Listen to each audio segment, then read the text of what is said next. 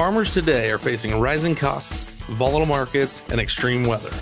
The A Better Way to Farm podcast digs into strategies to help you take control of farm inputs and maximize profit so your farm can thrive for generations. Remember to take advantage of our free resources at abetterwaytofarm.com. Now, from America's Heartland, here's your host. Welcome to today's episode of the A Better Way to Farm podcast. Here at A Better Way to Farm, our goal is to improve yields and increase profits. Our goal also is to make your life better and to make you think and to make you ask questions. We're going to talk about a subject that is really near and dear to my heart. This is something that we've been talking about for a long time. It's something that I believe is quite misunderstood in the marketplace. And I don't think that the gravity of this situation is anywhere as close to what it is perceived. I think, guys, as we go out here, I just want you to listen with an open mind. And as we have seen a lot of comments of people who aren't listening and aren't thinking, we're just asking that you do that and that you think. I'm very honored to have a guest on here who I have a ton of respect for and a lot of deep appreciation for everything that he and his family have went through. And I'd like to welcome Jason. Thank you for your time. Hey, thank you. I really appreciate it. Introduce yourself. Tell us a little bit about your farm and what were you growing before your soil contamination issues surfaced? So previously to January 2022, we were just basically an average beef farm. We were growing alfalfa, triticale, corn silage for our cattle, and then we were growing wheat, soybeans, and corn for cash money. I was licensed to the state of Michigan to be able to sell my beef to the public. So we had a USDA processor that would process our products. And we had freezers here at the farm that we sold out of. And we had what we called our market wagon, which was a 18-foot trailer that had freezers in it that we would take to farmers market and sell up on Saturdays and sell to farmers market. Pretty average, pretty normal. Well, and I say 2022, the state was in here doing some testing in, I want to say it was like 2019. But because COVID hit, the stuff that they were doing never really went anywhere. So we never thought nothing of it. And then in 2021, some of that stuff started to come to light that we had PFAS in our soil, but it wasn't anything to worry about. And we knew what PFAS was here in Michigan because on the west side of the state, we had a hush puppy shoes manufacturer that had just gotten all kinds of lawsuits thrown against them for PFAS being dumped down the river and like 20 square miles of contaminated land. So we had an idea what PFAS was, but the government told us not to worry about it. Small numbers, big deal. But in December of 2021, they actually came in here and took samples of meat out of our freezer. And that brought a lot of concern to us. And then January 27th of 2022, I did a Zoom meeting with the director of MDARD, our MPART specialist, which is Michigan's PFAS action, the MDHHS, which is the health department. These three people are all in the Zoom meeting. And MDARD started just backpedaling. Oh my gosh, I'm so sorry. I'm so sorry. So sorry. And I'm like, sorry about what? Oh, well, we're serving you a seizure notice today. You didn't know?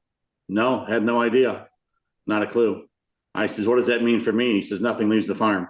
He says, we're shutting everything down. The beef stays, the cattle stay, the grain stays, nothing leaves.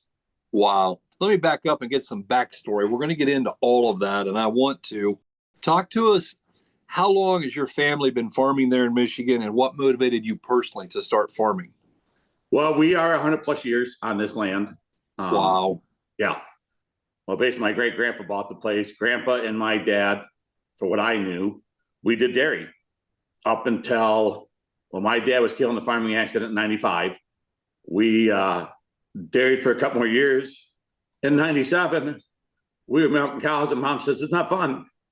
And I says, that's fine. I says, we'll sell the cows. We'll figure out other things to do. Switched over to raising replacement heifers.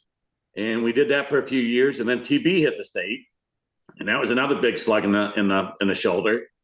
We made it through that of selling replacement heifers and got out of that end of it. And I started raising some beef. And I had a fairly decent beef herd built up. And I don't know, it's 2007, 2008. Another local farmer had his license to sell pork. And he says, hey, he says, get your license to sell the beef to the public. He said, it's easy. He says, a few freezers, an inspection, clean facility. And he says, you're good to go. And I said, all right. So that's what I did. I went and got my license and started doing that aspect of it. And we were fortunate being here in Livingston County. We had a niche. People wanted that what we were calling it, pasture to plate, non-GMO. We didn't raise GMO products for the cattle. We did have some GMO beans, but as far as everything that we were raising for the cows, it was just conventionals. And people just fell in love with it. And the first year that we sold meat, I think we processed 5 or 6 steers. And in 2021, we processed, I think it was almost 50. Wow. That's a big deal. So Yeah. let's talk. I want to get some background on this whole deal. Talk to us, walk us through, how did you first hear about using this human waste as a fertilizer? Was it from a friend? Was it from a salesman? Yeah, so we've seen the companies in the neighborhood because we sit in this part of Livingston County where we've got Detroit is 50 miles away, Ann Arbor's 30 miles away, Flint is 40 miles away, Lansing's 35 miles away. So we sit in this little niche that makes trucking and freight of products kind of easy for them. We had seen sludge being applied in this county for a lot of years, and they approached us one day about taking it. Gave us all the spreadsheets of low metals, good for corn, good for beans, this, that, the other thing. And there was nothing in it that was alarming at that point. So we did it. And, and everybody, oh, you should, that's what you get for taking a free product. It just poisons yourself. Well, the EPA said it was a good, clean product and all that stuff going on. So we didn't have anything to worry about. We didn't think, granted, hindsight's 2020, but I want to say we started taking it back in 2014, 2015. And by 2017, I wasn't using any starter fertilizer. These guys would come in and knife that stuff on the ground at 18 to 25,000 gallons the acre, just like, dairy manure. And we cut out all of our, starter fertilizer program. And I went with that. And I mean, you could cut it with a knife, the growing difference of the fields, because we did some side-by-sides with it where we went into fields and we split it in half and said, all right, knife this half on this field and go down the street, knife half on this side of the field. It really did wonders. So question, was this human waste? Was it everything out of the city? Was it pure industrial? What was the source of this? Well, as we took it for granted that it was basically residential. We didn't know that there was big industrial in it. Not that we really questioned it back then. I mean, I was naive to that aspect, I guess, at that point.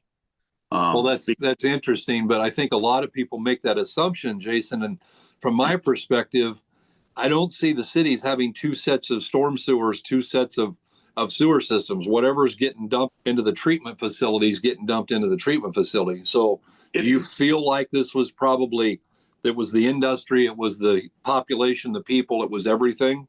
Well, knowing now, yes. At that point, not really, because we do have a couple treatment plants here in Livingston County that are strictly residential. They're huge subdivisions. But now here we are in 2025, even those subdivisions have PFAS in their waste. Where's that coming from? The PFAS? Yeah. So, and don't ask me to break down what PFAS is. It's a massive word there 4 words to it, but it's a polyfluorine, I think is what it's been based off of. There's like 40 different chains of PFAS. You've got PFOS, PFASs, and right, all this stuff. And it's used for waterproofing shoes, waterproofing clothing, making stuff stain resistant.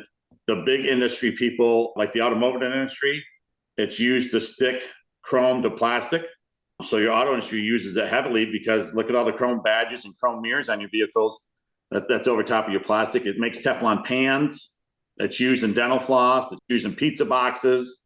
Back in the day when fast food came in paper wrappers, that little waxiness on the inside of your paper wrappers that were at the fast food stores, or fast food restaurants, that was PFAS. It was used in the food industry to keep the grease from leaching through. So quite frankly, PFAS is pretty much in everything.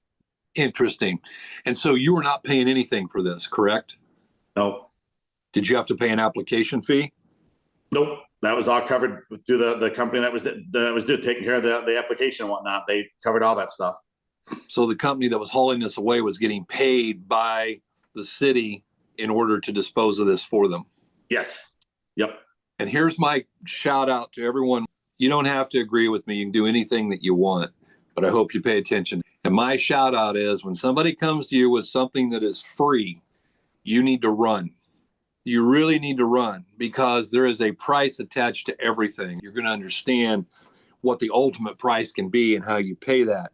So there was no sales pitch. Was there any claims made about increasing yield or improving your soil health or cutting costs? Was anything about that said? Cutting costs was part of it. It wasn't much for the soil health, really. It just, cutting costs on fertilizer. The other bonus we looked at with it was because they knifed it into soil, we didn't have to rip up as much acres in the spring. I mean, they were ripping down to 16, 18 inches for us.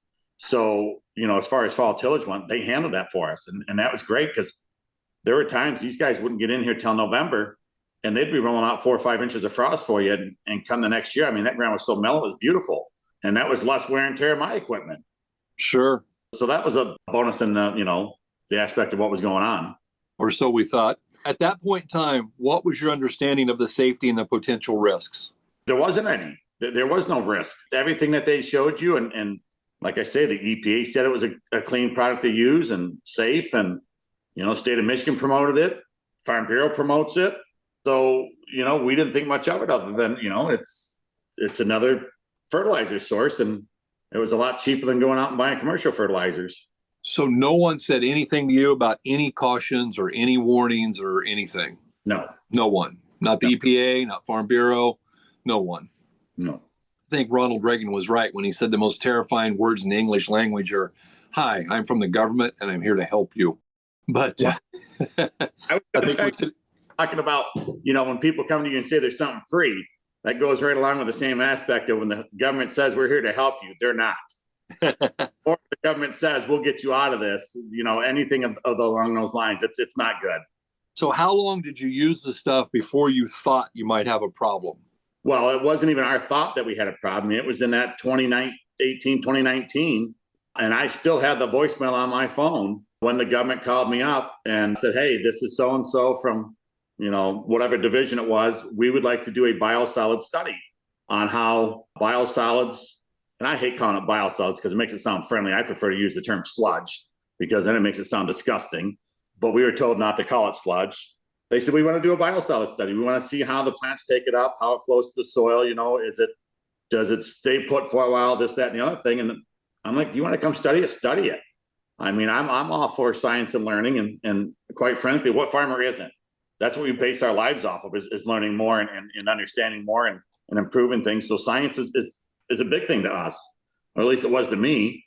So they come in here and started doing some soil sampling and whatnot. And quite frankly, they knew they buffaloed me. They knew they were looking for PFAS. They knew I had it.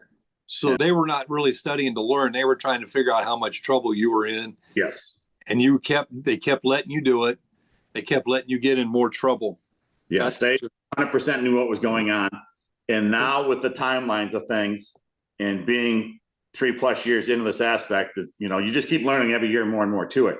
So our governor now is wrapping up her second term. So our previous governor was part of our Flint water crisis issue.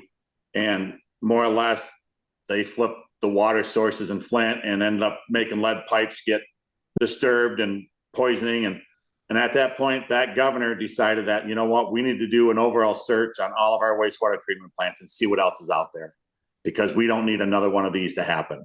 So he put together this group and they went around and tested all of the wastewater plants in Michigan to find out who had PFAS. And the wastewater treatment plant that I was getting mine from was like in the top 5 for how hot it was. Why did they not publicize that? Who knows? They're the government. And the government don't tell the truth to nobody. So you could ask them questions all day long and they're not going to give you answers for it. What was your very first warning sign that you had a problem? I guess it really never gave me a warning sign. But now that I look back on it, when they told me mid-2021 that I had PFAS in the soil, but I didn't have to worry about it. And I thought, really, I don't have to worry about it. And we just kept on farming. But when they came and took the meat out of the freezer, I knew we were SOL'd. I knew bad things were coming quick. And so your crop performance was fine. It just continued to raise good crops. From that aspect, everything was great. Yep. Wow. And I get a lot of people, they say, well, my neighbors use this, or I use it, or I know somebody used it and their crops are great. That may be, but that doesn't make it a good idea. And I think that this price that we're going to talk about here in a little bit is big. How long was the delay between when you realized you had a problem and when you realized they were going to shut your farm down? Well, that was the best part. Like I say, they took that meat in December 21, and in January 27th of 2022, they served me the seizure notice. That was a Thursday, and that was at like 3:00. And my kids get off the bus at 4:00. So I says, listen, I'm done talking. I got to process. I got to figure this out, and I have to go get my kids. And I got off the Zoom and walked away. And it wasn't an hour later, one of them groups there of three, one of them called me up, said, we need another Zoom tonight. And I'm like, no, thank you. I said, I need a lawyer. So I really don't want to talk to you guys without a lawyer. And they said, no, you don't get it. There's going to be another Zoom tonight. And I said, fine, 7:00. Well, why so late? I says, well, I'm going to do night chores. I'm going to eat supper with my family. I'm going to process this a bit, and then we'll talk. And they said, fine. Well, we got on the Zoom at 7:00, and I don't remember who was on the Zoom, but it was only one of three. And I said, where's everybody else at? Well, one's at the school district or one's on the phone with the superintendent of the school district you sold meat to. And the other one's on the phone with the governor. For what? I says, I've done nothing that we need all this to happen. Oh no, you've done enough. You sold that stuff in the school system, and that's not good. And I said, you guys, I sold them 90 pounds of ground beef to feed 180 kids chili. And I says, and they're 4 and 5 year old kids. 50% of that chili got thrown in the trash, and them kids didn't eat it because they don't even know what chili is. The one that was on the superintendent, he come back and said, the superintendent says it ain't a big deal. It's 8 ounces per kid, and so what? And then the other one got on and said, nope, it is a big deal. And the governor says we go public with them now. And I said, no, you can't do that to me. I said, you guys told me I could get a lawyer and you guys would go public with me on Monday. And they said, fine, we'll go public with you tomorrow morning at 11 a.m. then. I said, where am I going to get a lawyer between 7:00 tonight and 11 a.m.? It doesn't matter if you have a lawyer or not. This is happening. And I said, oh, that's just great, because I said, I don't see where I've done something wrong. I said, this is where you guys have gone wrong and you guys dropped the ball. Yeah, by 10:30 Friday morning, my phone was ringing off the hook with news people wanting interviews. I just stopped answering my phone once I realized what it was. And I think at the end of Friday, I had 230 missed phone calls. Gee, many Christmas. Share, this is going to be painful. If you can't do it, say so. But what was the feeling when you got that news? They'd seized your farm. You were contaminated with PFAS. What emotions were going through your head? Massive failure. I mean, 100-plus-year-old farm, and I lose it over something as stupid as biosolids that everybody promoted and everybody said was good. I mean, just a massive failure. It was gut-wrenching. And over the weekend, I had lawyers coming out of the woodwork calling me. You need representation. I says, yeah, sure, I know that already. Over in Grand Rapids, where they had that PFAS problem at, a law firm over there reached out to me and said, listen, we've been handling PFAS stuff for years. We've got a team, and I actually did a Zoom with 3 or 4 of the lawyers and picked those guys to follow through with it. And Monday morning, I think the PFAS person called me and said, can we do a Zoom on Wednesday? And I said, sure. I said, I got a lawyer. I'm all set to go. I said, well, we can do a Zoom on Wednesday. And we get on a Zoom on Wednesday, and it's MDARD, it's the health department, it's our PFAS specialist. And everybody says, oh, yeah, you're going to be fine. We're going to get you through this. It's going to be short term. You got nothing to worry about. And I'm like, nothing to worry about? You guys served me a seizure notice and you went public with me. And, I've got phone calls coming out the yin-yang of people wanting to know how and why. And I says, and you guys have done a voluntary recall on my products. I says, how do you think that's going to go over? I says, this is stupid. They talked a bunch, battled about this and that. And I'm like, no, this is not going to end anyways close to well. And we did Zoom meetings once a week for, 2 months, talking about different things and this and that. And at one point they said, well, what's it going to take to get you back in business? I says, you guys tell me. I says, you're the one who took it away from me. I said, I'm going to have to relabel myself, now we got to start raising cattle on concrete. I said, I don't even know if we could afford to feed cattle with purchased feeds. I said, I don't know if any of this is justifiable. Now the state of Michigan's lawyered up, so she babbles and doesn't let any of the other parties talk. And I don't know, at one point there, 3-4 weeks into it, well, have you given any more thought about getting back to business? I says, listen, I says, if I ever get back in business, I says, it'll be a far cry from what I've been doing. I says, it took me 10 years to make the business I had. I'll never get back to where I was. I says, and I can't even imagine anybody would buy products from me. But I said, we are all set to rebrand ourselves. Oh, well, that's a good start. What are you going to rebrand yourself? I said, Grosser Cattle Company, shows and broken dreams. You can't do that. That's uncalled for. And I said, listen, it's the truth. Well, this was uncalled for. Truthful.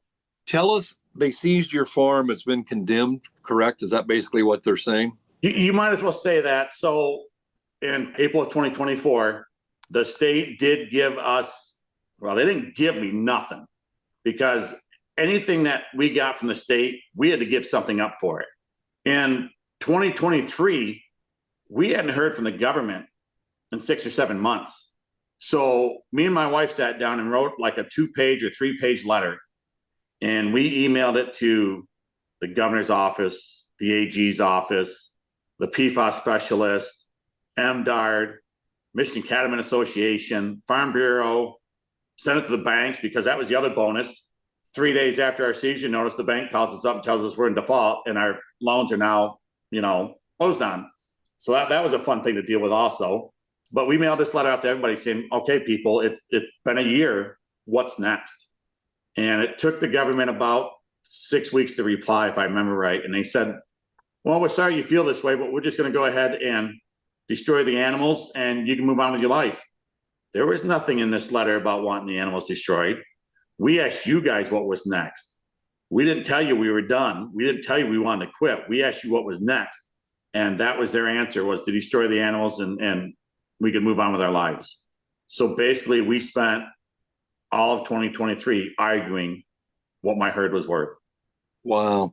And they kept wanting to pay us on a USDA Indemnity Act for TB animals, but Michigan has its own Indemnity Act for things that happen to animals. And they refused to pay on that. And to pay on that, they needed a appraisal and a commercial stockyard pricing. And they kept saying, no, that's not how it works. We're basing it off of this. And I'm like, are you paying me with USDA money? Well, no. Then we're not getting done by USDA money, which anybody that's in the cattle industry in 2023, we were reaching all-time highs. Yeah. I mean, beef was going through the roof and they were offering me $1 a pound. Oh my gosh. Yeah. So we argued with them around and around with that. And finally, I just threw the towel in basically one day. And a few friends from Farm Bureau called me up and said, listen, you can't throw the towel in. You got to keep fighting them. He says, don't let them win. And I ended up calling up an auctioneer company, because we actually had an auction in 2022 and sold everything we thought we didn't need to keep the bank off our butt. I mean, we sold 3/4 of the tillage equipment. We sold all the forage equipment, self-propelled chopper and combine and the planters and the drills and all the trucks for silage and all the semis, everything that we thought that, listen, we're going to keep just a skid loader for scraping yards. We're going to keep a loader for feeding cows. We're going to keep a tractor for hauling manure. We'll keep a disc and a tractor so we can work the manure into the soil. And that was about it. We dumped everything, feed wagons and corn grinders and all of it. So I called that auction company up and I said, listen, I says, if you guys read this Indemnity Act, and he said, oh, we know all about that act. And I said, all right. I said, well, can you guys get me an appraisal? He says, well, that's funny. He says, we're MDARD certified. So he says, whatever appraisal we give you, state of Michigan cannot argue it. If they don't like the numbers we gave them, it goes to court. And I'm like, perfect, get it done. And they came in a couple of weeks later and got it done. And we turned it into and it wasn't quite as much as I was expecting it to be, because I mean, I got steers now that are weighing a ton, and it just, everything is out of whack. So those overweight steers, they weren't worth much. They were just fair conditioned at that point instead of being good and all that stuff. But it was a fair amount more money than what they offered me.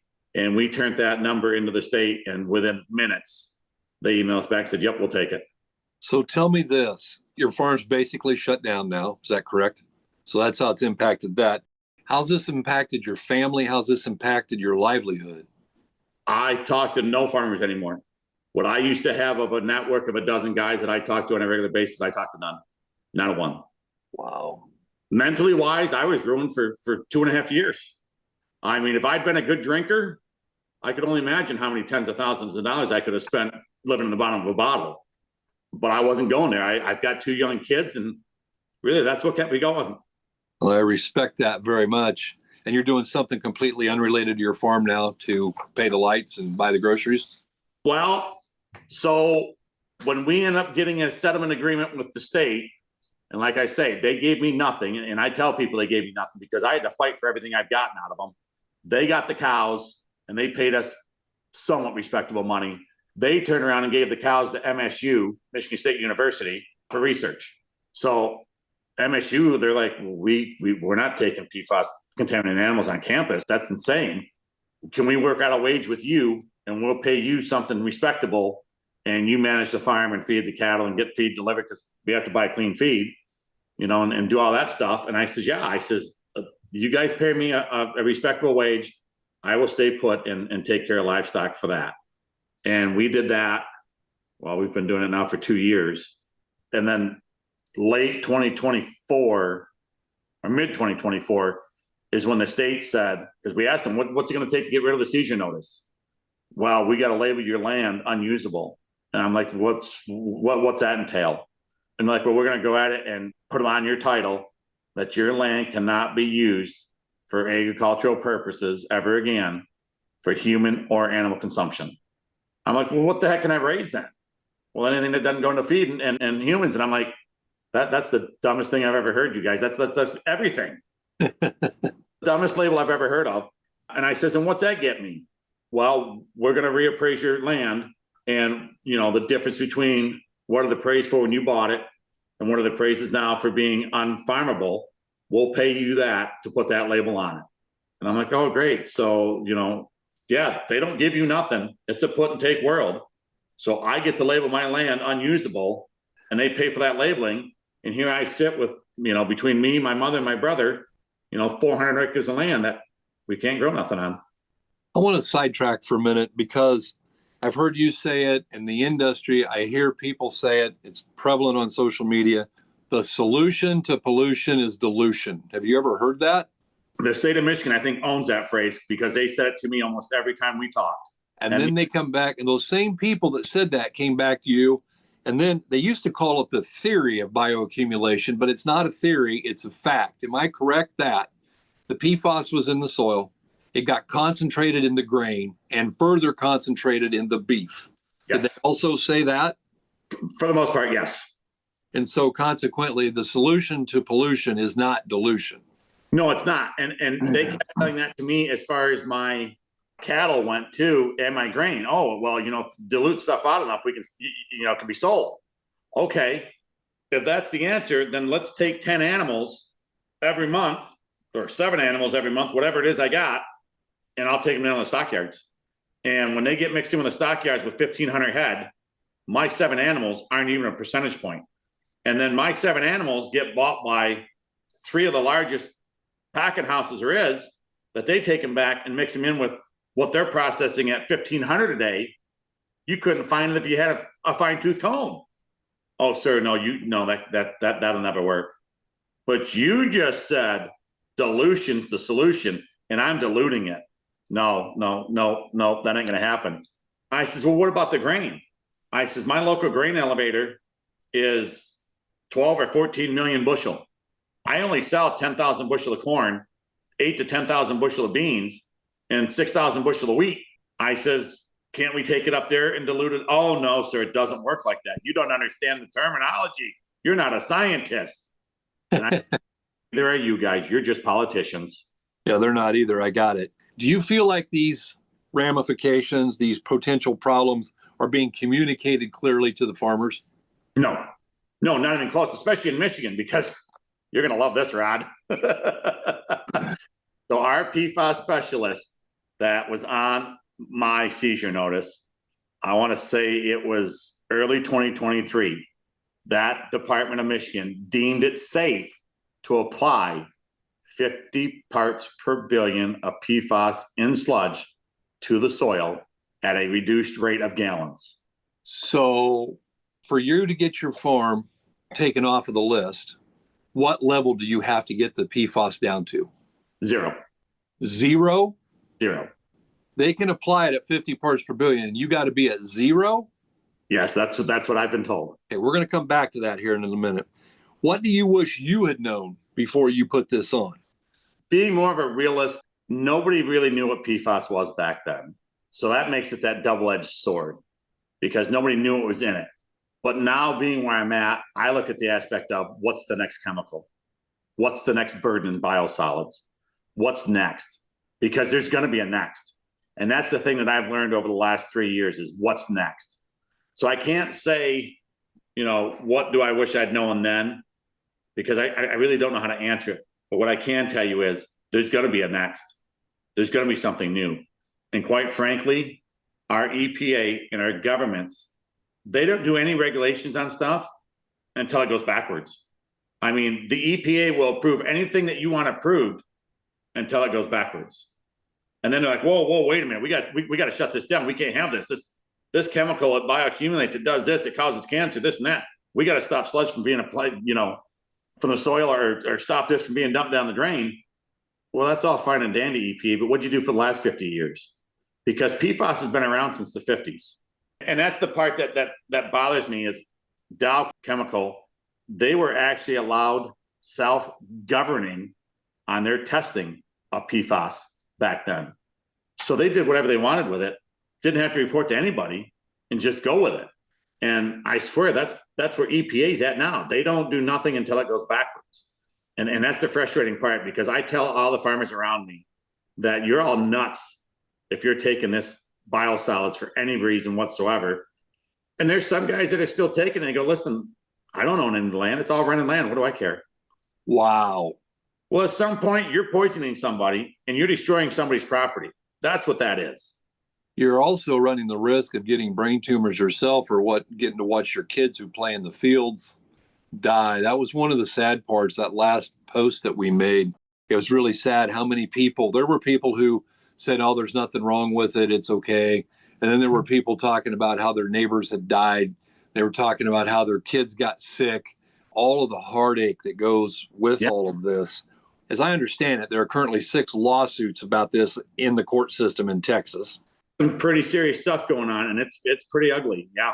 Yeah, and they're all against one company, as I understand that. But the fact of the matter is, I'm going to throw out the people because some people are going to continue to do it, and we don't need to have an argument. If that's their choice, that's their choice. We're not here to try and argue with anybody. What I'm here to try and do is to get people to think and hopefully protect farmers and protect their families from the heartache that is available here that's going to happen. What would you say to some guy just, that the salesmen have came out, they've showed them the joys and wonders, they've showed them the pictures of the great crop, they've talked about doing their tillage. What would you say to that guy who's trying to decide if he should do this or not?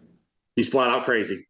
There's absolutely nothing good to come out of biosolids because in the end result is nobody knows what's in the bottom of the barrel. The next chemical, the next whatever, you have no idea because they're not testing for it. That's the hardship of it. They only test for what they know. They don't test for what they don't know. And that's the part that I frustrate with a lot because I'm involved now with a lot of PFAS groups and we advocate against PFAS and we go to the Capitol here in Michigan and try to enlighten our legislation on PFAS. And we're trying to get bills pushed through to get PFAS stopped and whatnot. And it's a tough fight for me because the government agencies that all of my co-people work with, they think highly of those people, but those are the people that shut me down. It's a tough call for me to stand shoulder to shoulder with these people when I go, you're the one that served me the seizure notice. You're the one that shut me down. You're the one that said this is going to be okay and I'd be back to business. And yet these people are the ones going, all my cohorts here standing shoulder to shoulder go, oh, but this is the one that helped us get this taken care of. And these are the people that helped us to do this and that. So it's a very frustrating spot for me to sit and deal with because I lost my business over it. And I don't want to make light of it because those people that I argue with, and I shouldn't say argue with, the people that I'm fighting with to trying to get the PFAS to stop, the people that stand shoulder to shoulder with, they lost loved ones over it and whatnot. And that's the only reason they knew they had PFAS. is because their loved ones died of so many cancers and whatnot that they end up doing testing to find out the PFAS was in their loved ones when they passed. So it's a very tough place to sit back and fight with, because those people like the people that shut me down. And I don't like the people that shut me down. Especially when they were the ones that said it's no big deal, it's okay, you should use it. And I want to go back. You said something, because what you're really concerned about is what is the next PFAS that we don't know? What is the next thing that's already in there, but we can't identify it? We don't know what it is, and we don't know what it does. That's one of your big concerns, correct? Oh yes, because the PFAS is always changing. They're finding out because a quick one. So about 6 weeks after we got served our seizure notice, our local health department called me up and said, Jason, what's going on around the farm? And I'm like, beats me. What's going on around the farm? He says, 650 of your neighbors want their wells tested.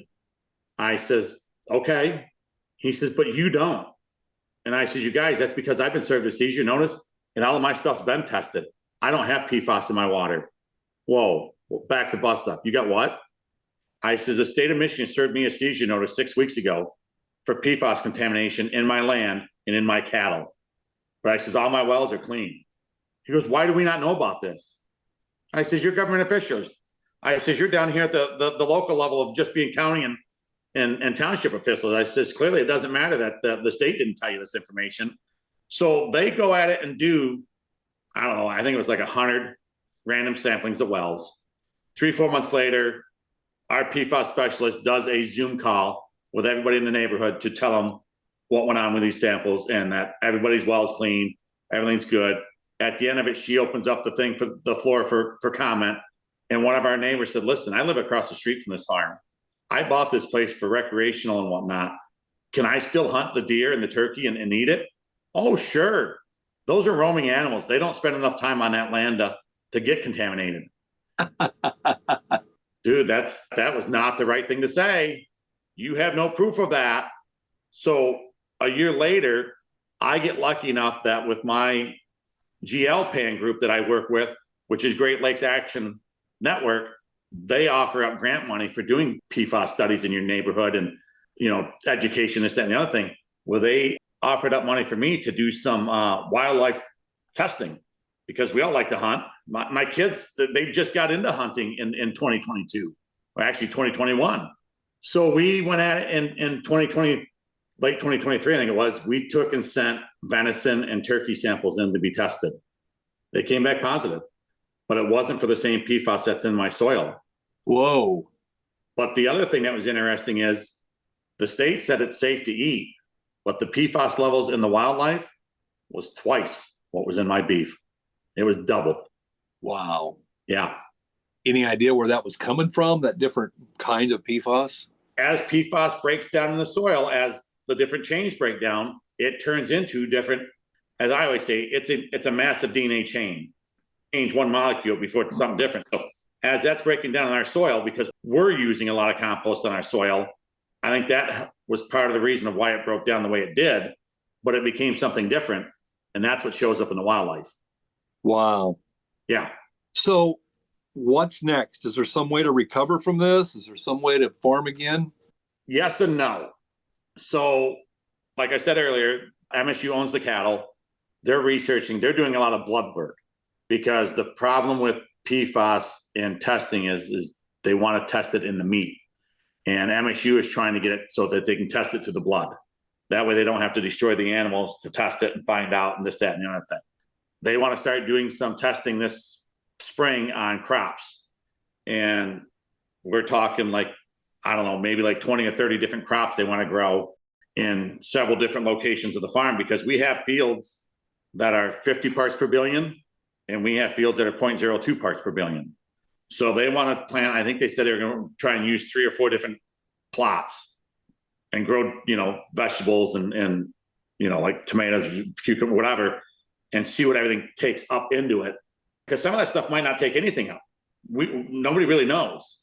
Maine's been doing a ton of research on it, but here in Michigan, we're not Maine. That's what they do in Maine doesn't apply to Michigan. And I'm like, oh my God, we're not in different climates, people. We're not on different continents. Come on. Can't we use some of this information? No. So MSU is going to do that stuff this year. And then I teamed up with a lab up in the UP called Micronauts. And this year we are going to do a 3-acre hemp study. The Belgians did the hemp study last year.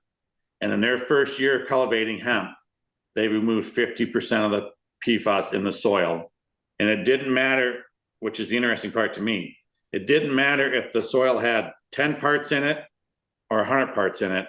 It still removed 50%. I'm not someone who uses hemp for medicinal nor recreational purposes. However, that being said, knowing that hemp seems to be a remover, I would think that would be about ready to wreck that whole industry. Well, the thing about hemp is this is fiber hemp. Okay. I don't remember how many years ago it was. The USDA in Michigan approved us to start growing hemp, and a bunch of guys went ballistic with it to grow it for the oil and the grease aspect. I call it the grease aspect of it because really it's what it looks like, right? It's an ointment. It's so I've always said these guys, they went ballistic to grow it for grease, but that market's gotten a crap in a handbasket because there just isn't a market for that kind of acreage. So what Belgians did was on the fiber hemp aspect of it, and we're going to try and reproduce that on my farm this summer and see where that takes us, because the Belgians are claiming the PFAS is not in the stalk. It gets locked in the leaves. So if we can grow hemp, get the PFAS in the leaves, we have the stalk to sell for fiber. But then you're going to have to figure out how to incinerate the leaves somewhere in an approved facility, right? Well, that's the thing. Michigan claims that incinerators don't hold consistent heat to incinerate PFAS because you have to incinerate at like 2,200 degrees. And I'm like, you guys, you do realize when you make steel out of iron ore, if the heat's not consistent, the steel's garbage.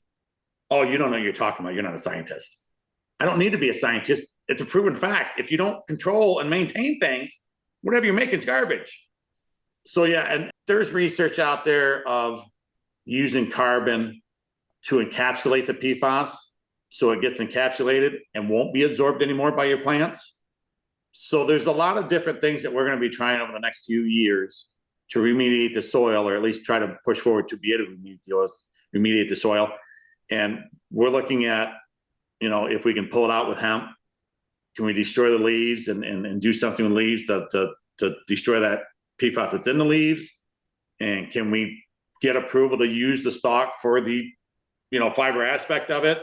And if so, that will help us get an income to be able to keep moving forward with all this stuff. So what do you see as an option to do with the leaves? That's one that's still up in the air. We're really kind of hoping to find a way to get that PFAS encapsulated so we don't have to. The easiest way to move forward with it. In this next summer of doing this, part of our trial is going to be, can we go at it and harvest the stalks just before they dry down so we can strip the leaves, bag them, contain them, figure out something to do with them? Or are you going to let the leaves fall to the ground, decompose, and hope that we've got this chemical, and I don't want to use chemical really for a word, but this biochar or whatever to encapsulate it and do something with it? Because right now in Michigan, most of the contaminated water is being filtered through biochar, from my understanding. And the biochar is doing a pretty good filtering of that PFAS out of the water. But you can't filter soil through the biochar. No. Interesting. Well, we need to wrap this up. I've already taken a lot of your time, and this is about an episode that's twice as long as normal, but I didn't feel like that this was worthy of sweeping under the rug. So one last thing from you. Anything you'd like to share with the audience before I wrap us up? The biggest thing is it doesn't matter what they try to sell you on biosolids. It ain't proven and it ain't clean. I mean, biosolids that's a marketplace that anybody that's looking at should not be. It's just not worth the expense. I mean, look at my expense in the long run. I mean, yeah, I had 7 years of, no input cost for starter fertilizers, but I've lost everything. And you traded that for the rest of your farming career. I've lost my farm to the government.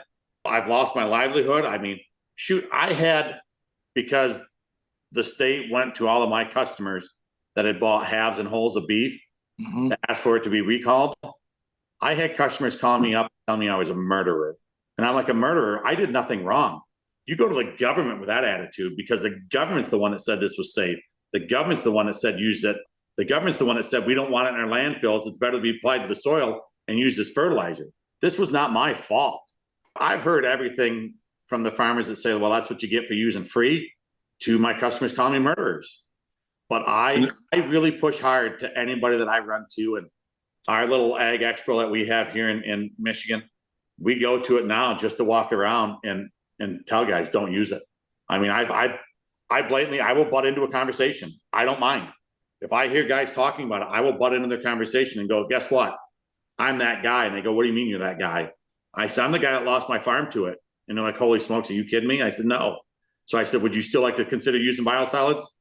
No, I don't think I will anymore. Well, Jason, I appreciate your time, and you and I are going to talk more here in the future about a lot of different things, but I'm sorry. I want you to know that. I hate all of this. I wish we could go back and hit a replay and do over, but we can't. Guys, that's what I want you guys to take from this. There is no do-over when we get something in our soil, whether it's something that's contaminated with heavy metals, chromium, arsenic, cadmium. I just got a test back today on some fertilizer loaded with chromium and loaded with cadmium. And of course, the dealer's saying it's no big deal. It's fine. It's not very much. And people, this is a mistake. And we get to control what happens to our farm for the next generations. And so I'm asking all of you, consider this. Think about the long term. And I'm going to ask you to pray for Jason and his family as they try to navigate through this, because this is going to be a long time getting over with. I'm going to wrap this up. Jason, thank you.